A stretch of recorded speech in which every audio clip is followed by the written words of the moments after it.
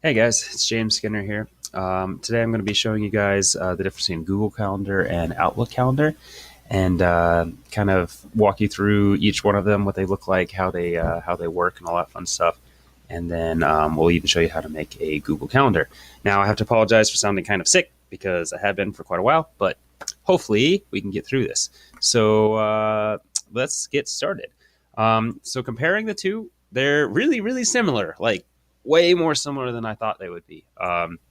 They both have like a multiple calendar functions where you can have different calendars displayed on one calendar image. So you can have like your work calendar, your personal calendar, Jimmy's calendar, your son's calendar, whatever you want, all displayed into one desktop picture. So that's pretty amazing.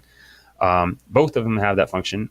They both tie into their respective email clients. Now, I know that I use Office 365 through my school, so we have like the paid version of Microsoft's, online suite. So that might change if you don't have the paid version on that. But they both do tie into like Outlook and or Google respectively for which one for either one. So that's kind of nice. They both have shareable options for their calendar, so you can share your calendar between your colleagues and peers. They both have a very streamlined and easy to use interface. In fact, I'll show when I show the two of them here, like they're almost identical. It's kind of creepy. Um, and they both have are accessed in almost identical ways, like seriously identical ways. It's kind of crazy.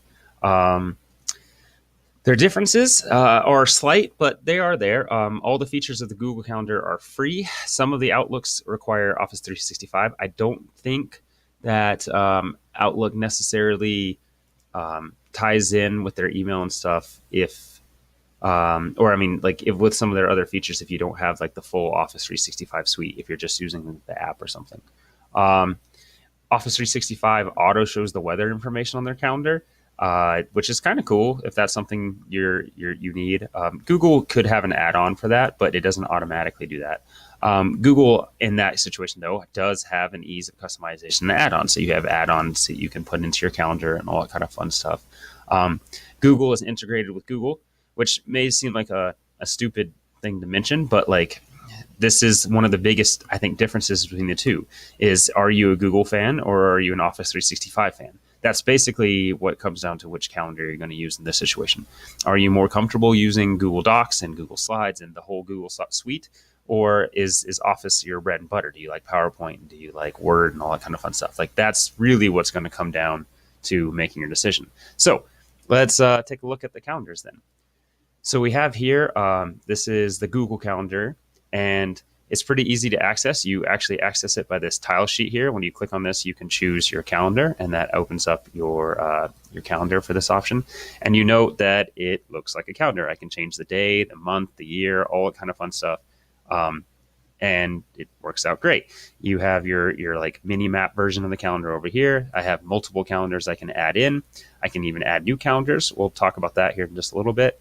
And I can remove calendars from here. So like if I wanted to remove holidays, I can do that. Um, and it works. If I want to add an event, it's a piece of cake. I can just click add event. I can give my event a title. I say ha ha ha title. Um, I can set the time and I can do all that fun stuff. I can give a location. I can invite other people to this event.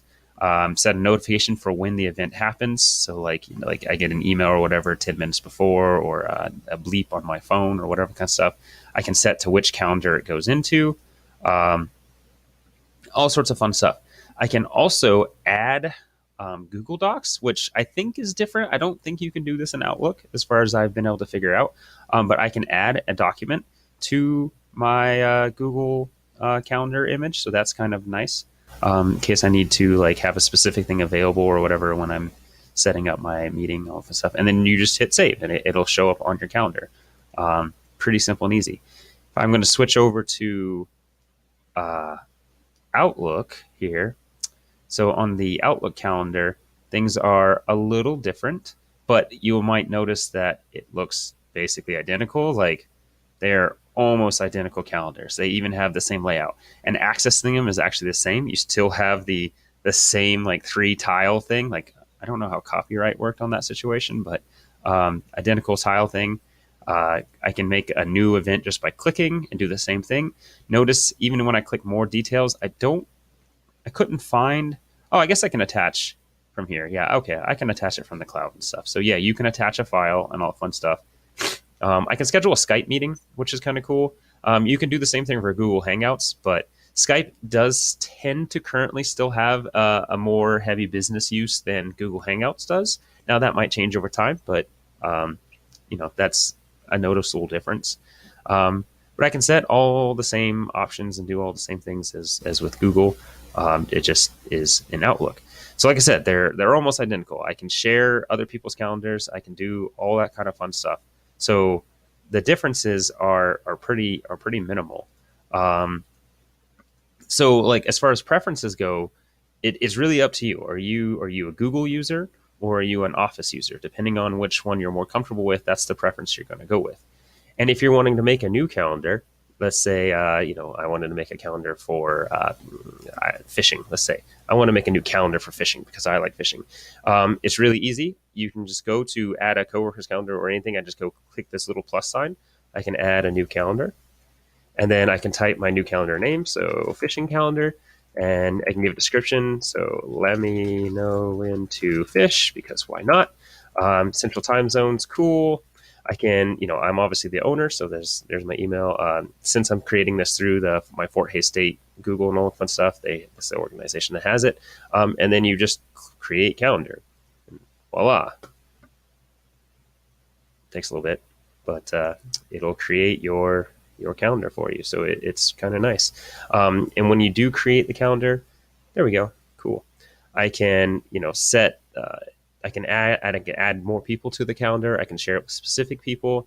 I can set this ton of settings in with that calendar. I can change the color because pink's not exactly the color I'd want to do for fishing. So maybe I really do like purple though. Yeah, we'll go with that. Whatever that. What was the name of that color? Citron. That's interesting.